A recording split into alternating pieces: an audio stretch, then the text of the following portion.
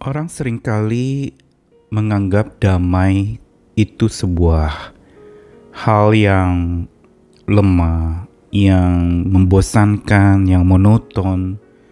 Seringkali diidentikan sebagai sebuah suasana sunyi, sepi, jauh dari hingar-bingar, jauh dari keramaian, dan itu yang disebut sebuah kedamaian.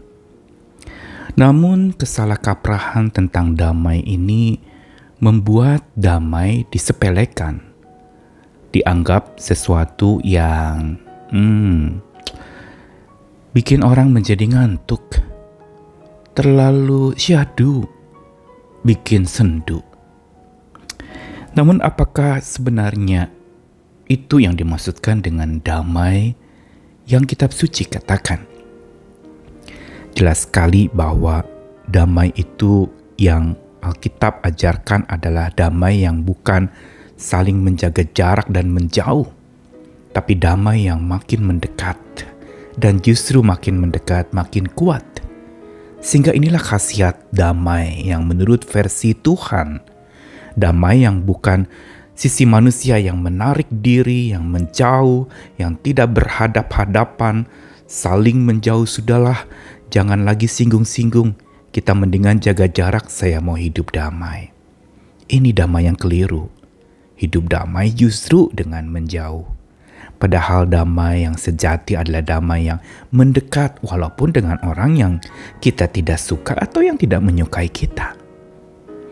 Pengertian damai adalah justru bergabung, bukan berpisah.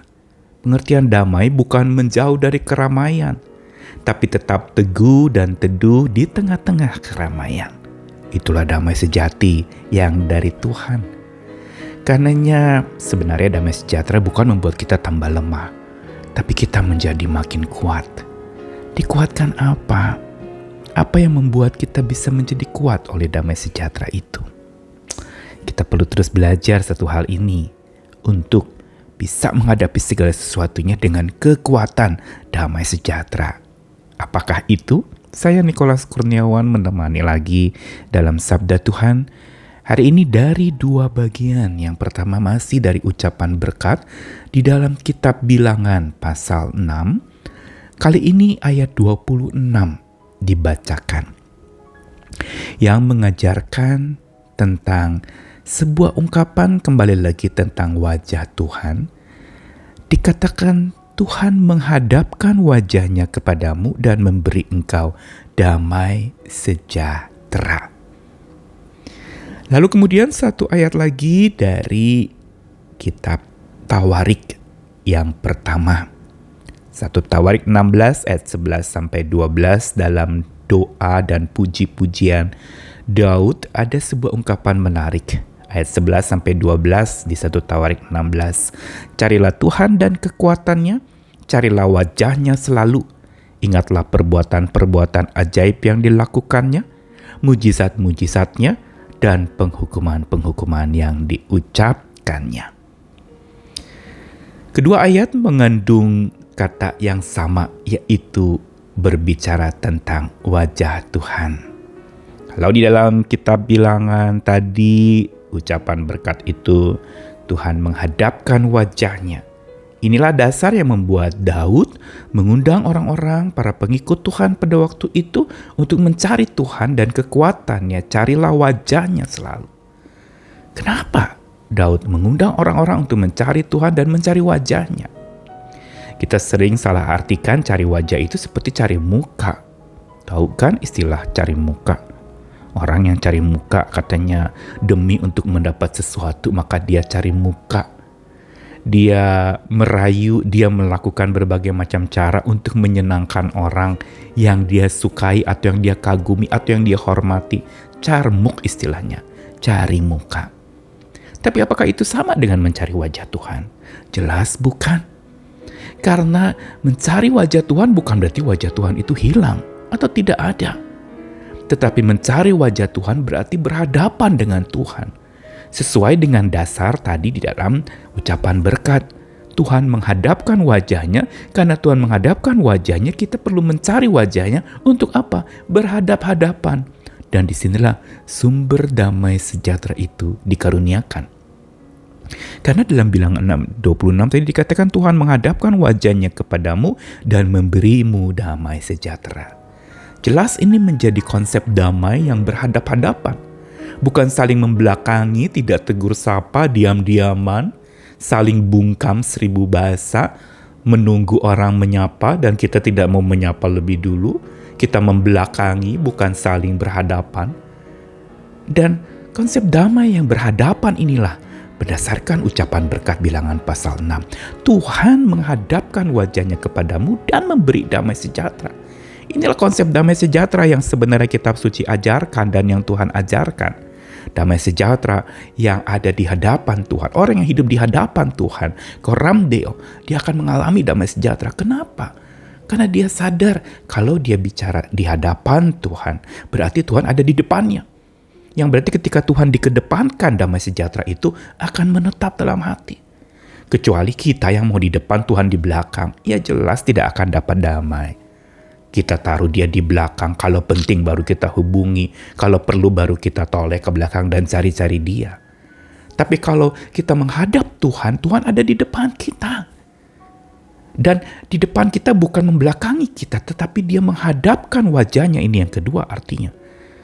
Bahwa Tuhan menghadapkan wajahnya, pertama tadi bahwa kita hidup senantiasa di hadapan Tuhan dan itulah sumber damai sejahtera kita. Yang kedua adalah kita berhadap-hadapan dengan Tuhan. Ada sebuah face to face, ada mata ketemu mata. Dan disinilah terjadi sebuah perjumpaan yang saling memandang dan ini menjadi sebuah fellowship yang begitu indah. Tuhan memandang kita dan kita memandang Tuhan. Mata bertemu dengan mata.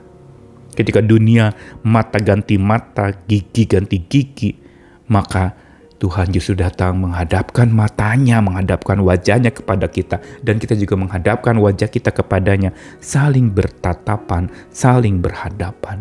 Dan di situ damai sejahtera mengalir pula. Hidup di hadapan Tuhan, saling berhadapan dengan Tuhan, dan khasiatnya adalah apa? Inilah kekuatan damai sejahtera. Yaitu ketika Tuhan hadapkan wajahnya pada kita, tujuannya adalah supaya kita sanggup menghadapi masalah yang ada di depan kita dan yang dihadapkan kepada kita. Ini dia kekuatannya. Sumber damai sejahtera dari Tuhan itulah yang memampukan tokoh-tokoh dalam Alkitab, para pahlawan iman dari Kejadian sampai Wahyu. Mereka itu adalah orang-orang yang bisa kuat menghadapi berbagai macam tantangan hidup karena khasiat damai sejahtera berasal dari hubungan yang dekat dengan Tuhan, berhadap-hadapan dengan Tuhan, dan juga hidup selalu di hadapan Tuhan. Menyembah Dia, beribadah kepadanya. Inilah yang membuat kita sanggup menghadapi masalah yang dihadapkan. Bukan lari dari masalah, tapi sanggup menghadapi karena apa? Tuhan menghadapkan wajahnya. Berarti dia mengawasi bagaimana kita menghadapi masalah yang dihadapan kita dan yang dihadapkan kepada kita. Inilah sebenarnya sumber kekuatan kita menghadapi apapun juga, yaitu kekuatan damai sejahtera Tuhan. Yang oleh wajahnya kita ditenangkan, dihadapkan wajahnya. Saya bayangkan dia dengan senyum, dengan sukacita, dengan mata yang berbinar dan memperhatikan kita, mengawasi kita. Itulah yang memberikan kepada kita ketenangan, damai sejahtera. Hari ini apa yang ada di hadapanmu? Kesulitan, problem hidup, persoalan? Hadapilah dengan kekuatan dari kuasa damai sejahtera Tuhan yang baru kita terima kalau kita selalu sadar hidup saya ada di hadapan Tuhan. Dan saya selalu mengedepankan Tuhan. Dan saya ingin selalu berhadapan-hadapan dengan Tuhan. Ada keeratan relasi yang membuat kita dimampukan untuk menemukan solusi dari segala pergumulan hidup kita. Tuhan mengasihi kita sekalian. Ayo berdiri dikuatkan damai sejahtera Tuhan. Sehingga kita menghadapi hari esok yang penuh dengan harapan. Karena damai sejahteranya berkhasiat dahsyat dalam hidup kita. Tuhan mengasihi, salam damai sejahtera dan dikuatkan oleh damai-Nya. Amin.